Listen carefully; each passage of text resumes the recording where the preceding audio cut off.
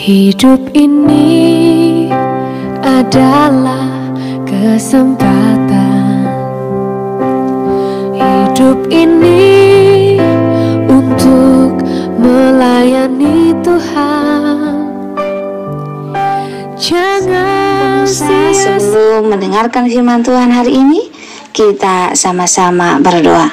Bapa yang baik yang bertahta dalam kerajaan surga, kami mengucap syukur Tuhan buat berkat yang boleh kami rasakan hingga saat ini. Tuhan, pada kesempatan ini kami akan mendengarkan audio kita bilangan. Kiranya firman-Mu ini boleh menjadi berkat bagi kami dan nama Tuhan yang dimuliakan. Kiranya Tuhan memberkati kami dalam kehidupan kami. Mohon ampun dosa pelanggaran kami, karena kami berdoa dalam nama Yesus yang menebus kami dalam dosa. Amin. Kemudian mendekatlah anak-anak perempuan Zelafehat bin Hefer bin Gilead bin Makir bin Manasye dari kaum Manasye bin Yusuf. Nama anak-anaknya itu adalah Mahla, Noah, Hogla, Milka, dan Tirza.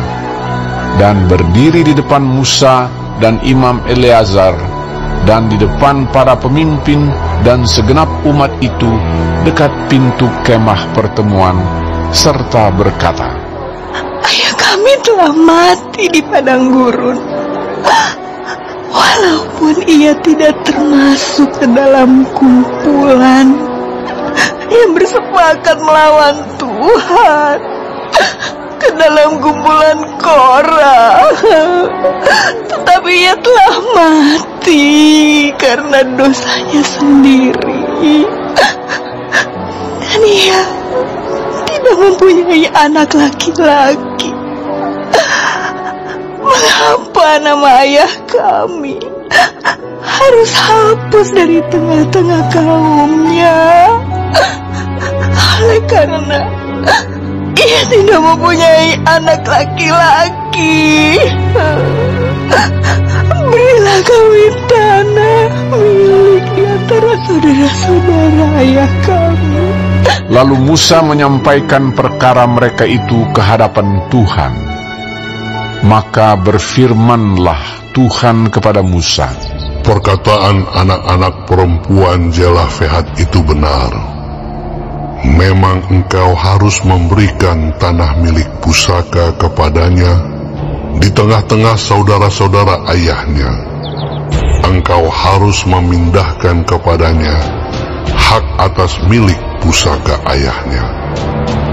Dan kepada orang Israel engkau harus berkata, apabila seseorang mati dengan tidak mempunyai anak laki-laki, maka haruslah kamu memindahkan hak atas milik pusakanya kepada anaknya yang perempuan.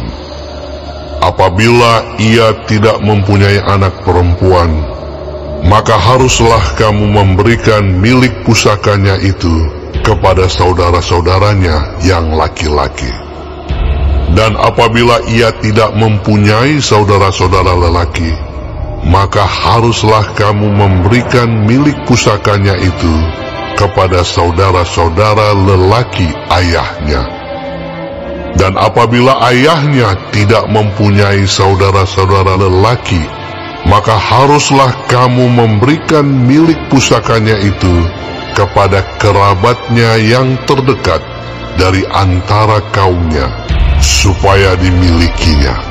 Itulah yang harus menjadi ketetapan hukum bagi orang Israel, seperti yang diperintahkan Tuhan kepada Musa.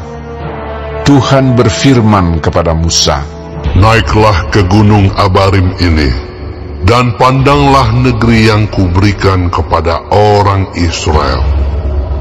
Sesudah engkau memandangnya, maka engkau pun juga akan dikumpulkan kepada kaum leluhurmu, sama seperti Harun abangmu dahulu. Karena pada waktu pembantahan umat itu di padang gurun Jin, kamu berdua telah memberontak terhadap titahku, untuk menyatakan kekudusanku di depan mata mereka dengan air itu. Itulah mata air Meriba dekat Kades di padang gurun Zin. Lalu berkatalah Musa kepada Tuhan, biarlah Tuhan, Allah dari roh segala makhluk, mengangkat atas umat ini seorang yang mengepalai mereka waktu keluar dan masuk, dan membawa mereka keluar dan masuk, supaya umat Tuhan jangan hendaknya seperti domba-domba yang tidak mempunyai gembala. Lalu Tuhan berfirman kepada Musa, ambillah Yosua bin Nun, seorang yang penuh roh, letakkanlah tanganmu atasnya.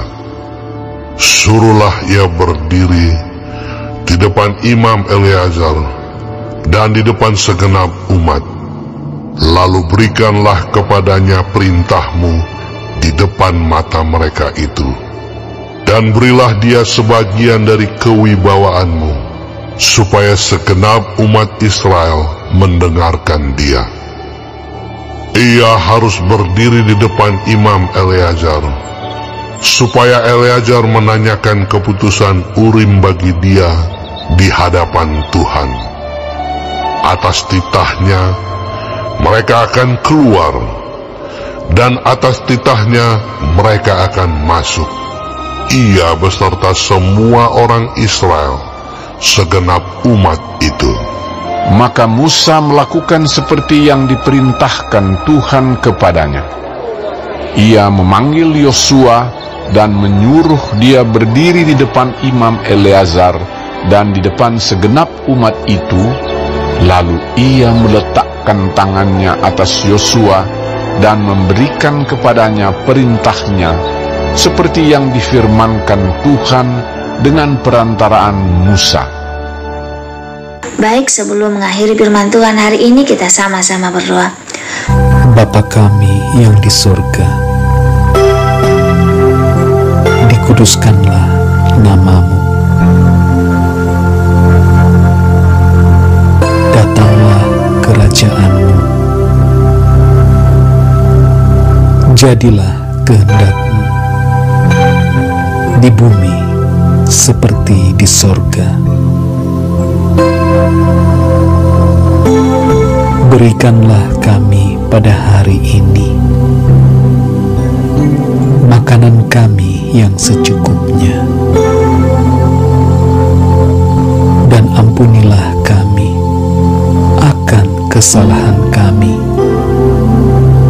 seperti kami juga mengampuni orang yang bersalah kepada kami.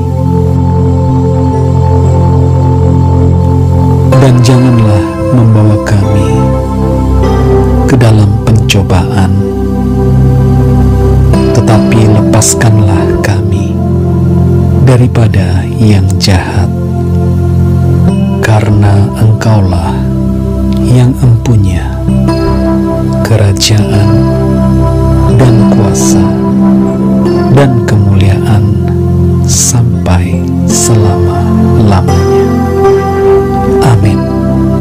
Terima kasih pemirsa telah mendengarkan firman Tuhan hari ini. Sampai ketemu besok hari. Terima kasih.